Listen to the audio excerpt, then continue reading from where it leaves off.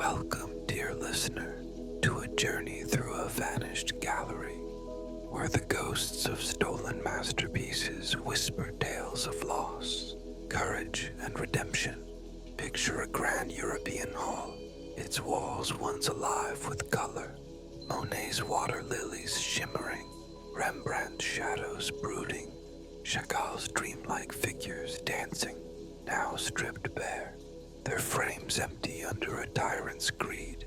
From 1933 to 1945, the Nazis tore over 650,000 artworks from Jewish homes, museums, and entire nations, plundering Europe's soul to feed Hitler's vision of a twisted empire.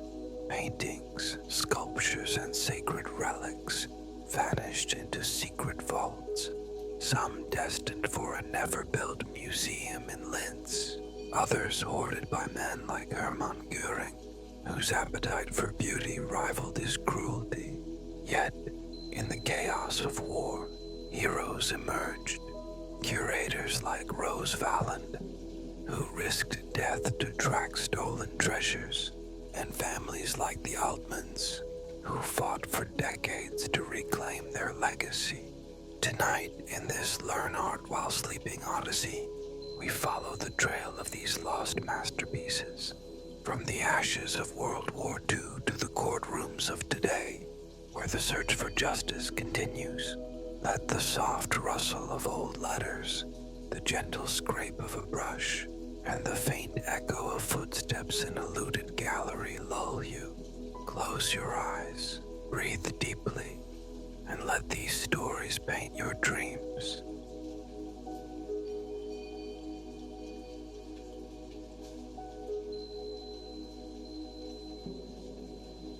In the early 1930s, Europe was a tapestry of art and culture. Jewish collectors like the Rothschilds filled their Viennese and Parisian homes with treasures, paintings by Vermeer, sketches by Degas, tapestries from medieval monasteries. In Amsterdam, Jacques Coudsticker's gallery overflowed with golden-hued Rembrandts and vibrant Van Goghs. But as Hitler's shadow spread, art became a target. By 1933, his regime declared war on degenerate art. Works by modernists like Picasso, Matisse, and Chagall, deemed unfit for the Reich. In Munich, the 1937 exhibition mocked 600 paintings, hung crookedly, labeled with sneers like madness on canvas.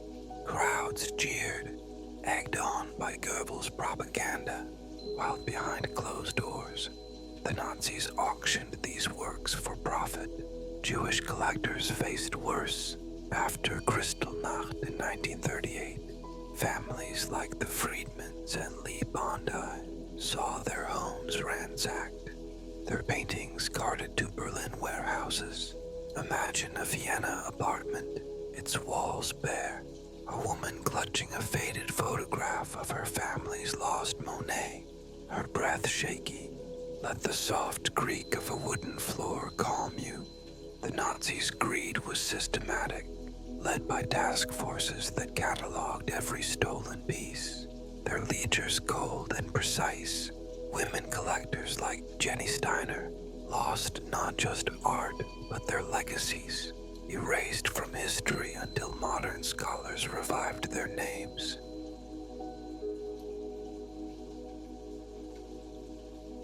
Take Max Liebermann's Two Riders on the Beach, painted in 1901 on a windswept German shore.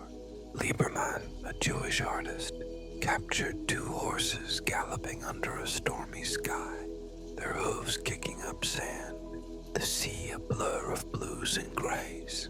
Owned by David Friedman, a Dusseldorf collector, it hung in his dining room, a symbol of freedom in a world growing dark. In 1938, as Nazi boots stormed his home, the painting vanished into the hands of Hildebrand Gurlitt, a dealer who fed Hitler's dream of a grand museum. Gurlitt, a shadowy figure with a knack for secrets, hoarded thousands of works, his ledgers brimming with stolen titles. Decades later, in 2012, his son Cornelius' Munich apartment revealed a trove of 280 paintings, including Lieberman's Riders, hidden behind stacks of canned goods. The discovery splashed across headlines, led to the painting's return to Friedman's heirs, sold for $1.86 million in 2015. Picture Gurlitt in a dimly lit office, cataloging his plunder, the soft scratch of his pen. Let this tale of rediscovery soothe you. The riders galloping free carry the weight of Friedman's loss, their return a small victory against oblivion.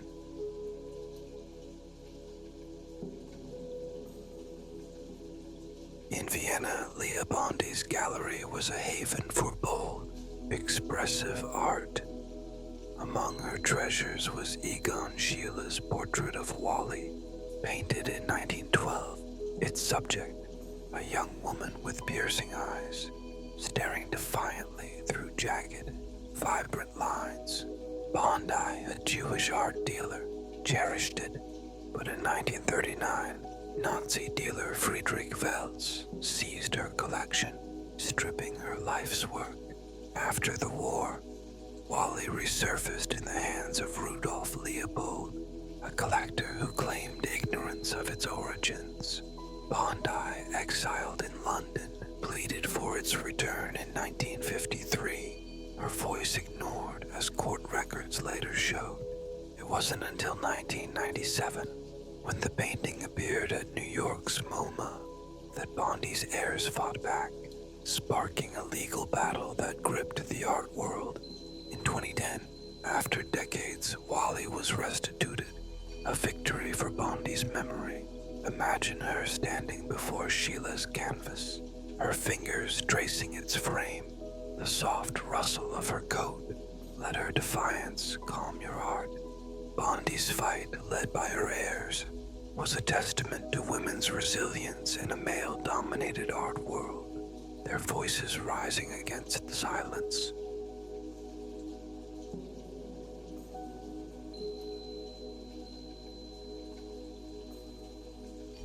As war broke out in 1939, the Nazi looting machine roared into high gear.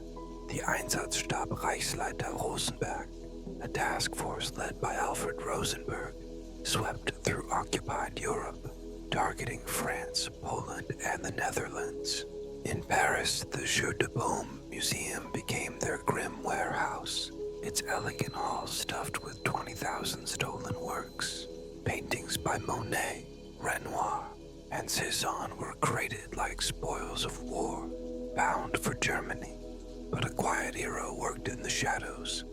Rose Valland, a French curator with a steely gaze hidden behind her modest demeanor. By day, Valland played the meek clerk, ignored by Nazi officers. By night, she recorded every shipment, every painting's destination in a secret diary, risking execution. She smuggled notes to the French resistance, her pen a weapon against erasure. In 1942, she photographed a storage room filled with doomed works by Derain and Picasso, her images later aiding recovery, as 2021 Louvre archives revealed. Picture Valland in a darkened attic, her pen scratching softly, the distant hum of Nazi trucks. Let her courage soothe you. Her work, dismissed as mere record-keeping, saved thousands of artworks, a feminist rebellion against a patriarchal regime.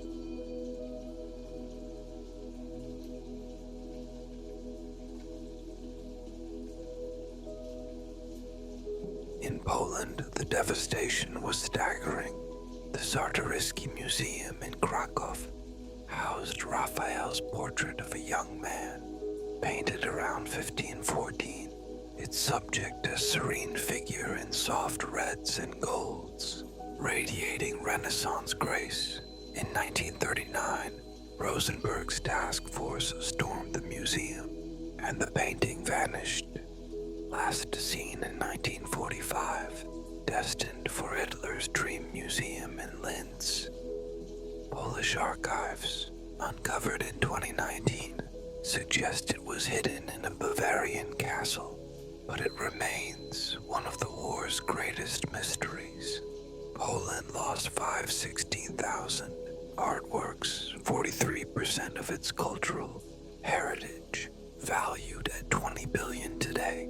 Women like Hanna Posner, a Polish curator, risked their lives hiding treasures in church basements. Their stories buried until 2020 Warsaw records surfaced. Imagine Raphael's young man gazing from a looted crate, the soft creak of wood as it's sealed. Let this loss drift through your thoughts. Posner's quiet defiance, smuggling paintings under Nazi noses, echoed the courage of women whose names were nearly lost to history, their contributions overshadowed by male narratives.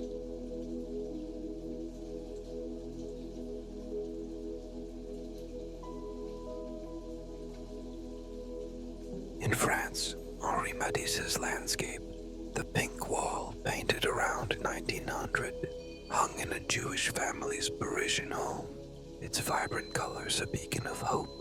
In 1941, SS officer Kurt Gerstein, torn by guilt, hid it in his home's wall, his confession later aiding its 1994 recovery, as Jerusalem exhibition records show.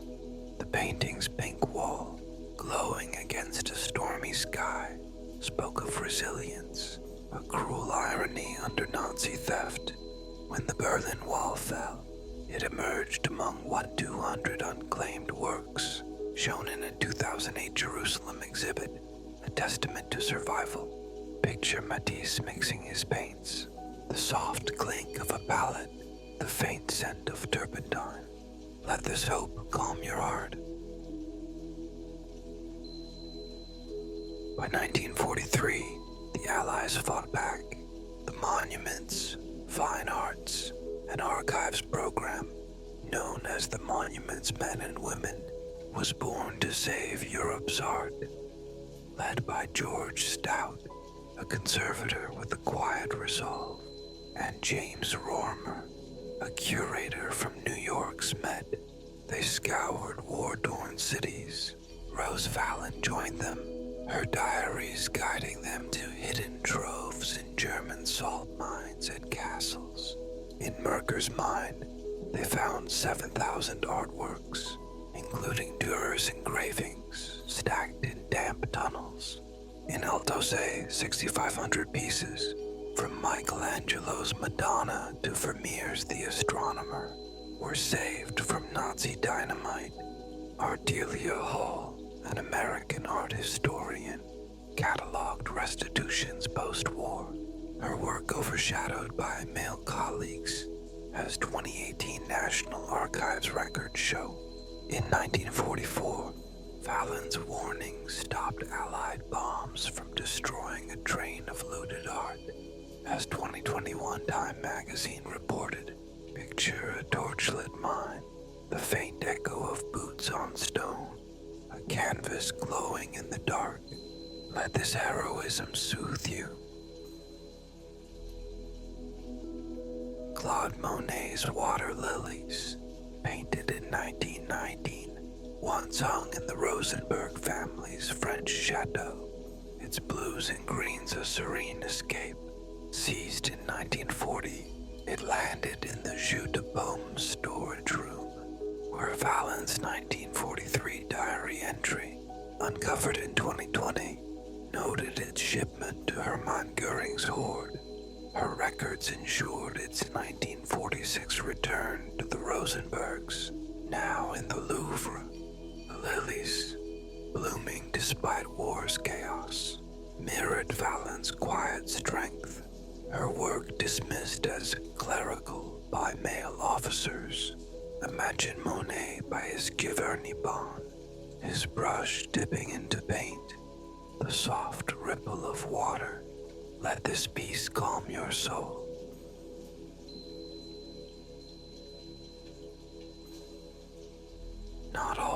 stories ended in triumph. Gustave Courbet's The Stone Breakers, painted in 1849, showed laborers toiling in a quarry, their sweat a rebuke to social inequity. Stolen from Dresden in 1943, it was moved to Königstein Castle, only to be destroyed in a 1945 Allied bombing, as 2019 Dresden records confirm. Surviving only in prints, it haunts as a reminder of war's toll.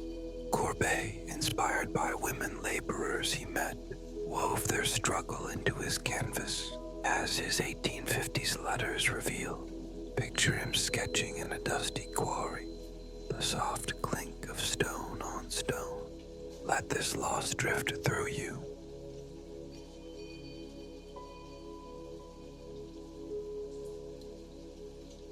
After the war, chaos reigned.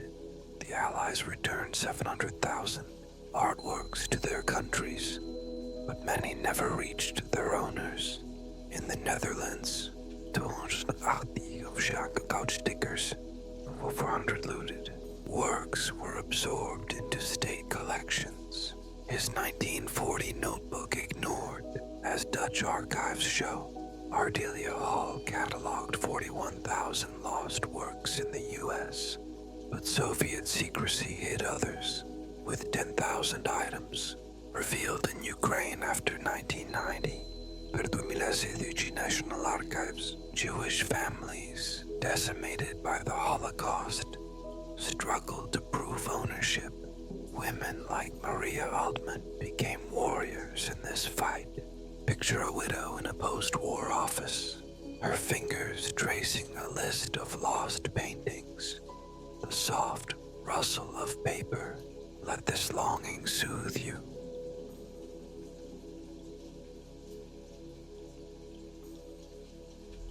Gustav Klimt's portrait of Adele Bloch-Bauer, painted in 1907, shimmered with gold in a Viennese salon. Adele's serene face, a symbol of Vienna's golden age. Stolen in 1938, it hung in the Austrian National Gallery until Maria Altman, Adele's niece, fought from 1998 to 2006 to reclaim it. Her victory, as court records show, set a $135 million auction record, inspiring the 2015 film Woman in Gold. Altman, at 90, defied ageism and bureaucracy, her resolve a beacon for women. Imagine Klimt layering gold leaf, the soft rustle of foil, the glow of his canvas.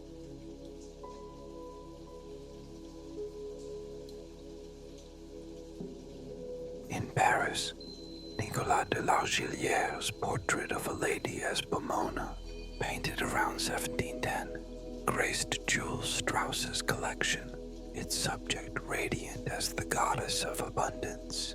Stolen in 1941, it resurfaced in Dresden, returned to Strauss's heir, Pauline Baer de Berignon, in 2021 after a 3-year quest. Baer's 2019 archival find, detailed in her book The Vanished Collection, proved the forced sale. As The Guardian reported, the painting sold for $1.5 million in 2022, exposed museums' reluctance to restitute.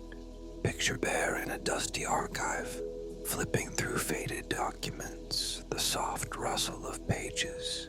Let this discovery soothe you.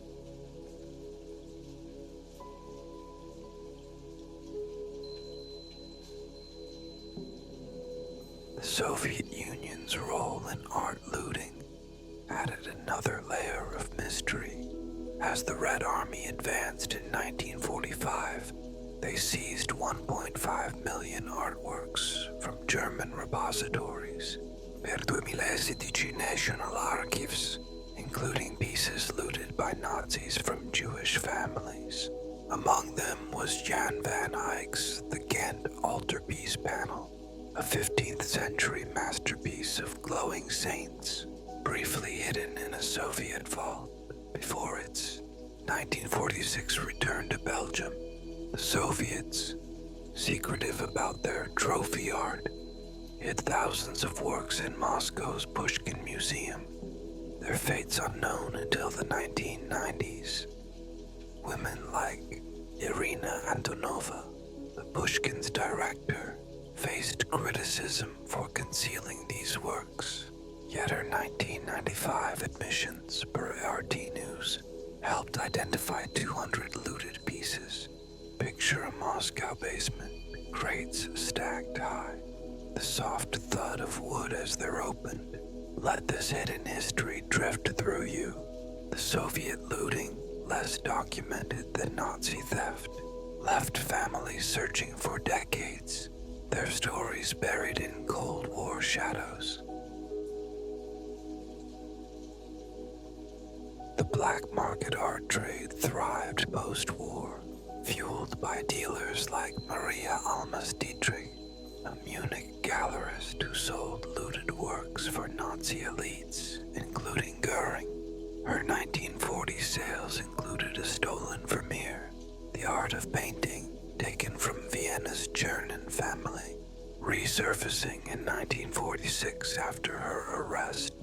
Per 2019 Kunsthistorisches Museum records, Almas Dietrich, a rare female dealer in a male-dominated trade, profited from chaos, her ledgers revealing 300 looted works. As 2020 German archives show, her story, often overshadowed by male dealers like Gerlid, highlights women's complex roles in the looting saga.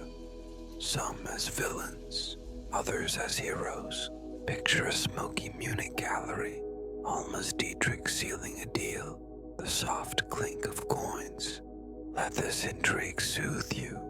The Chernins Vermeer, returned after decades, now hangs in Vienna, its golden light a symbol of survival against greed.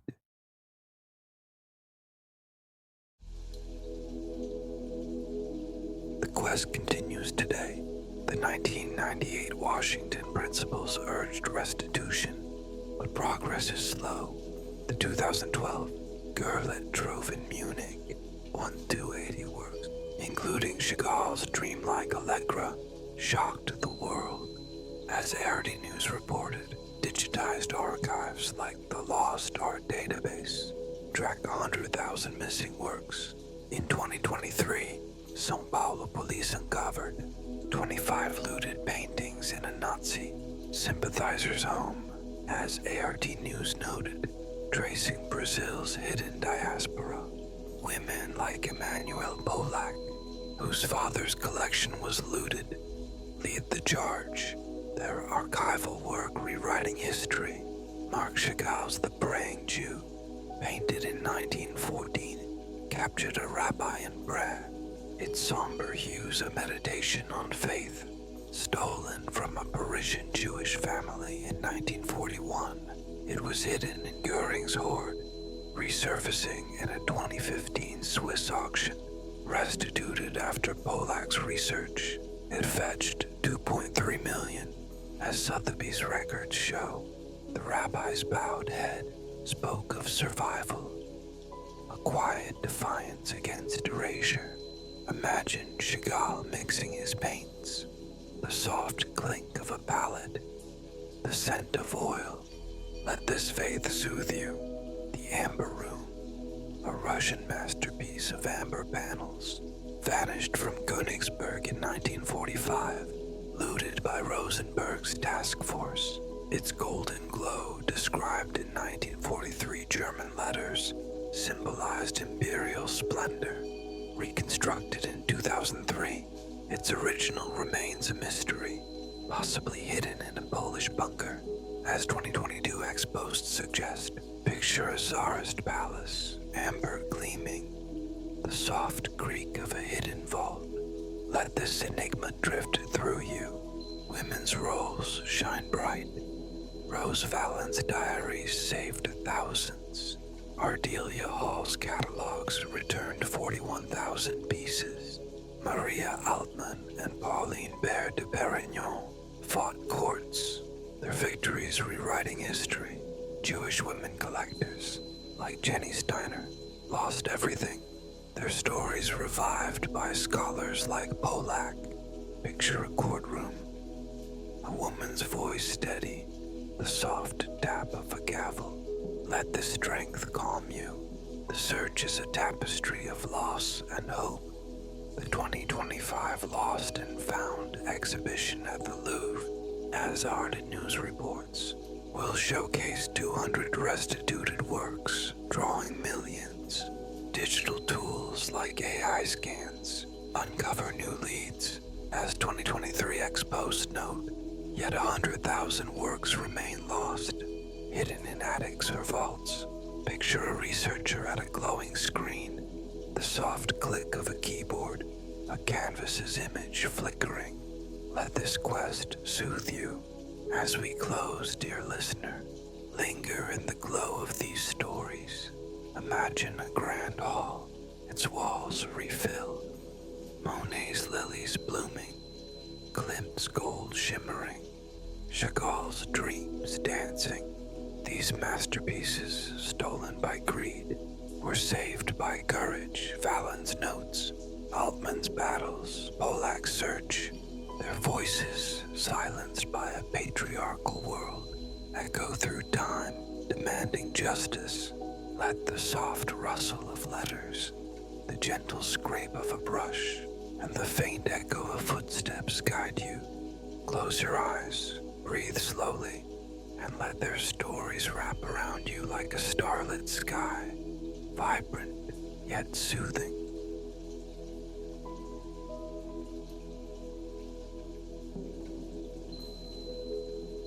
These paintings carry the weight of lives lost, families torn apart.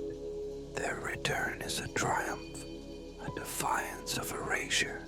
Women like Valland, Hall, and Altman reshaped history, their work a feminist rebellion against oblivion.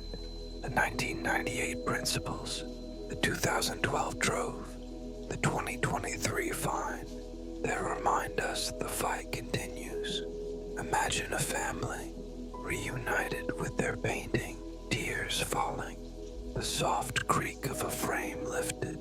Let this reunion calm your heart. This odyssey unveils art's power to survive, to bear witness. From the Jeu de Paume to the Louvre's 2025 exhibition, these canvases tell of resilience, of humanity's refusal to let beauty die. As you listen to the faint hum of a wartime city, the whisper of a curator's pen, imagine those lost paintings, waiting in hidden corners, their colors alive, their stories, their survival, our humanity's stars. Thank you for joining. Learn art in your sleep. Subscribe for more tales of art and history, woven with ASMR's soothing whispers. Like, share, and comment. Which painting story moves you most? Two Riders on the Beach or Portrait of Adele Bloch-Bauer. Your thoughts are brushstrokes in this shared canvas. As you drift to sleep, let the soft crackle of a fire, the whisper of a brush, carry you.